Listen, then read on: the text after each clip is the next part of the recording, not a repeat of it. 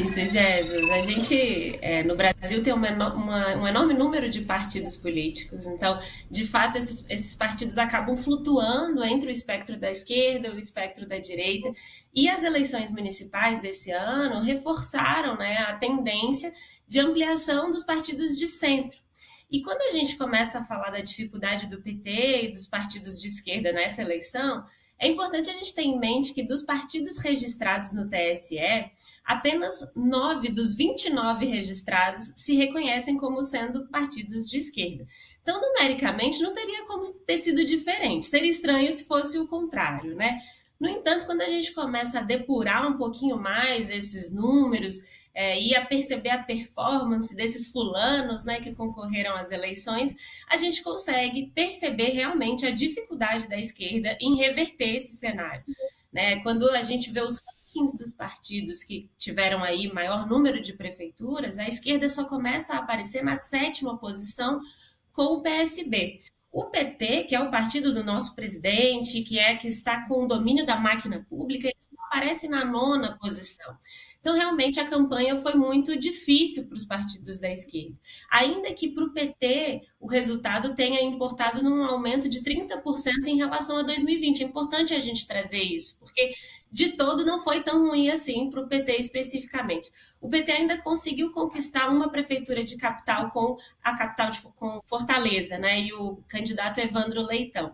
Mas realmente foi uma campanha muito difícil. Ainda em Fortaleza, mesmo o PT ganhando, foi uma vitória extremamente apertada. O segundo colocado foi o André Fernandes, do PL, né, como o Valdemar colocou aí anteriormente, e a vitória foi assim um tiro de canhão do PT, porque contou com o apoio do presidente Lula, contou com o apoio do atual governador, que é também do PT, Eumano Freitas, e inclusive também do nosso atual ministro da Educação, Camilo Santana, do PT também. Então foi um tiro de canhão do PT e o resultado foi passar de raspão.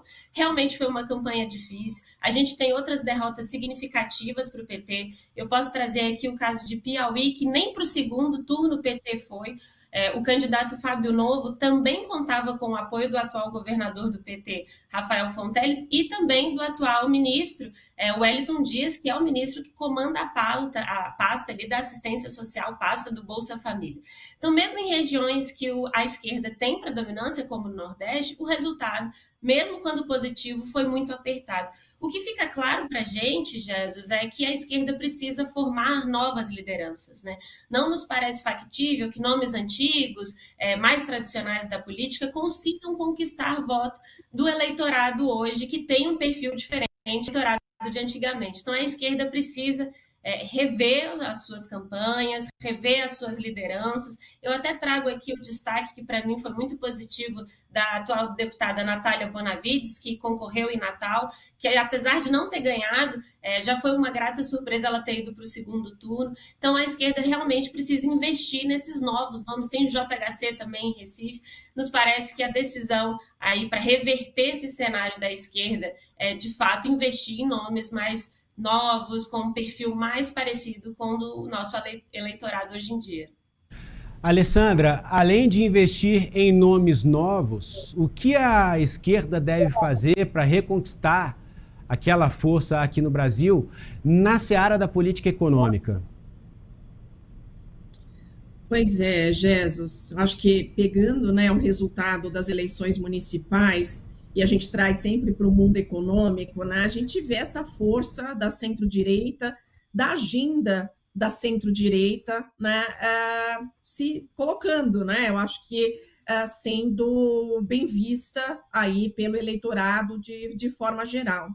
A gente sabe, inclusive, que, né, o ambiente político atual é super desafiador, né, para o governo, e agora com o resultado dessas eleições, obviamente, que torna ainda mais desafiador para a agenda econômica caminhar aí até, a gente está falando do finalzinho de mandato, aí até 2026. E acho que do ponto de vista, assim, mais do lado econômico, né, eu acho que o que pode realmente fazer diferença para a economia e chegar na vida do cidadão, e aí sim ele conseguir reconhecer, né, que, olha, tem uma agenda deste governo aqui que está batendo na economia positivamente e minha vida está melhor, e aí eu consigo eleger, né, pessoas desse partido. E para isso acontecer, não adianta mais, né, a gente ficar utilizando artifícios, gasta mais aqui, gasta mais ali, dá uma bombadinha na economia, para as pessoas sentirem que o emprego está aumentando, o salário está aumentando. Isso não dá mais, isso não se sustenta mais.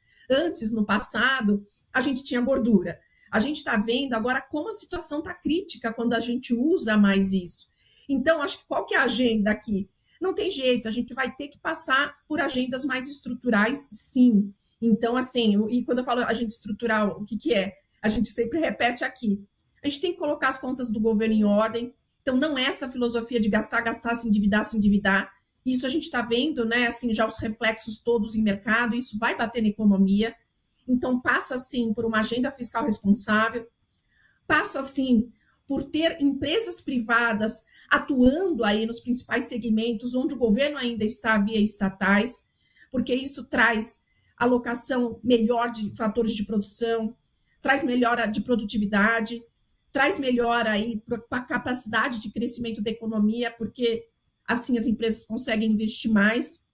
Então, essa agenda, além de uma agenda também para melhorar o ambiente de negócios, para a gente conseguir garantir segurança jurídica para esses investimentos, trazer investimento para o país, e isso, né, aumenta PIB, bate em contratação, bate em salário. Então, eu acho que necessariamente tem que ter uma reformulação de agenda, sim, que traga esses benefícios para a economia e para a vida do cidadão, via principalmente emprego, renda e inflação controlada. Carolina, vamos falar sobre a sucessão Câmara e Senado, os próximos presidentes de cada casa. Perdão. Davi Alcolumbre aqui é o candidato do PL para a presidência do Senado e Hugo Mota é o candidato de todo mundo para a presidência da Câmara. Praticamente já tá eleito aí nessa brincadeira. Elmar Nascimento e Antônio Brito aí tem uma dificuldade, uma parada dura aí para tentar reverter esse cenário. Na Câmara ali, o que está se falando muito nos bastidores é essa relação entre o PL da anistia, isso foi perguntado para o próprio Valdemar, essa relação entre o PL da anistia e a sucessão na Câmara dos Deputados com a possível inserção de um jabuti aí beneficiando Jair Bolsonaro. Eu quero saber a sua análise. Jesus, eu tenho dito que o jogo ainda está sendo jogado, tem muita água passando embaixo dessa ponte. A gente começou a falar sobre essa sucessão na semana passada, mas a tendência é que a cada nova semana a gente tenha um capítulo novo dessa disputa. De fato, como você colocou, o PL da anistia, inclusive, sofreu uma tramitação em busca aí de uma tentativa de consenso. O atual presidente Arthur Lira resolveu retirar o projeto da CCJ, que é a Comissão de Justiça, onde ele estava sendo analisado, e criar uma comissão especial. Nenhum dos candidatos está querendo ficar com essa batata quente, porque, de fato, vai ser uma batata difícil de descascar. E a novidade que a gente tem, além dessa criação da comissão especial para analisar esse PL da anistia, e aí levar isso para uma decisão mais partidária e não de um ou de outro candidato, a verdade é que a decisão para todos os atuais candidatos seria melhor que ocorresse nessa legislatura para que nenhum tivesse que se comprometer com isso, né? Mas existem outros fatores importantes. Nessa semana, Arthur Lira oficializou o apoio direto a Hugo Mota e com isso os outros partidos começaram a oficializar também o seu apoio. No total, é importante destacar que o candidato precisa ter 257 votos para ser aprovado. E a votação é secreta, então você não tem como ter certeza de que todos os membros do partido vão votar com você. Então, dos partidos que já oficializaram apoio ao Hugo Mota, se somar todos e julgando que todos votarão favoravelmente, ele teria 324 votos. Então, ele está buscando aí ainda mais votos, porque os outros dois candidatos, que é o Elmar Nascimento e o Antônio Brito, ainda estão jogando essa partida e eles contam aí, seja com o União, que é o partido do Elmar, seja com o PSD, que é o partido do Brito, com 104 votos, e aí dos partidos que ainda não declararam votos, tem mais 82 votos. Então, o jogo está sendo jogado, a gente vai continuar acompanhando para trazer aqui para você cada uma das novidades.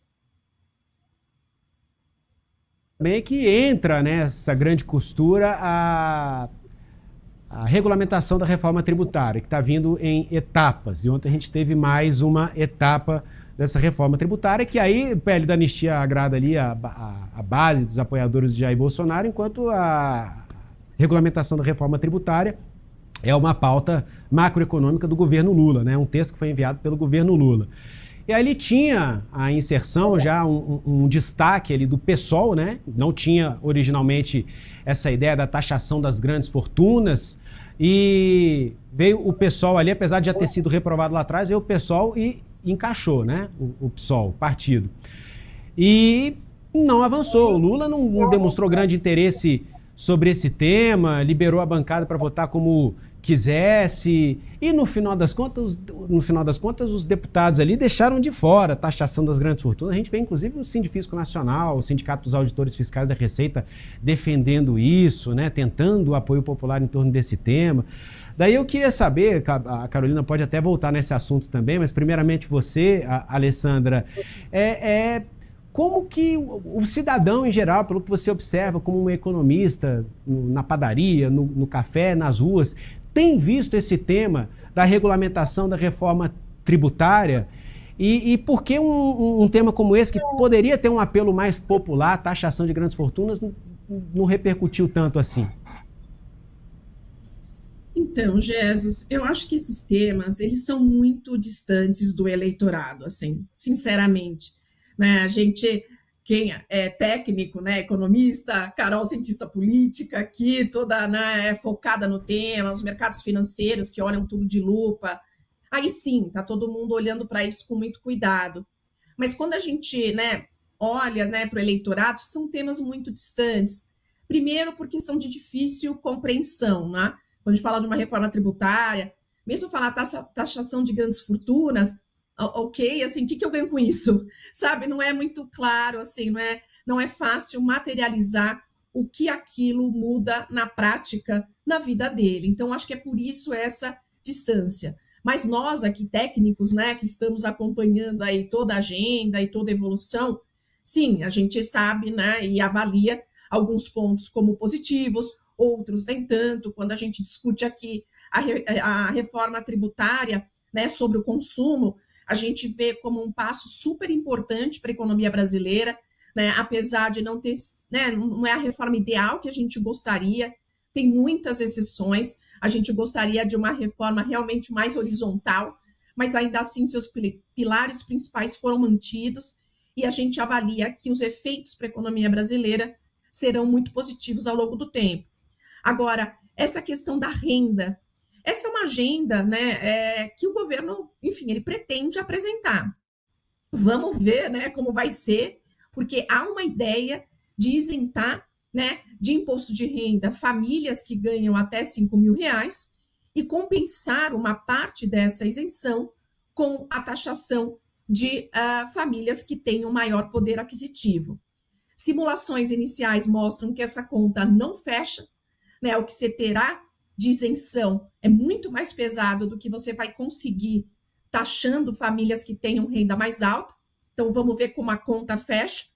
Precisa fechar, inclusive pela própria LRF, né, a Lei de Responsabilidade Fiscal, que senão não dá. Mas eu acho que esse é um projeto que vem depois. Vamos ver se eles vão conseguir avançar em 2025. E aí, né, acho que voltando para a questão da eleição, né, para as presidências das casas, isso vai ser fundamental para a agenda do governo, se ele vai ter realmente lideranças mais alinhadas né, ao executivo para facilitar o encaminhamento dessa agenda, porque a gente sabe que uma que está na fila é justamente a questão sobre a renda, mas ainda, pela informação que a gente tem, ainda longe da gente conseguir equacionar o que se isenta e o que vai se ganhar taxando famílias de mais alta renda. Então, assim, tem ainda uma boa discussão aqui, viu, Jesus? Eu fico imaginando como é que a gente faz a regulamentação da reforma tributária ser discutida na população. Quando fala de isenção de imposto de renda para quem tem renda de até R$5.000, eu fico imaginando aquele que ganha R$5.000,01 pedindo para o patrão diminuir o salário, né? Me deixa aqui ganhando R$4.999, porque na ponta do lápis vai sobrar mais, né? Acho que acaba sendo isso, Alessandra. Gostaria de arrematar antes da gente passar para o próximo assunto, Carolina? A Alessandra já dominou aí o assunto economia com ela, sempre dá de 10 a 0, não vou nem me atrever, Jesus.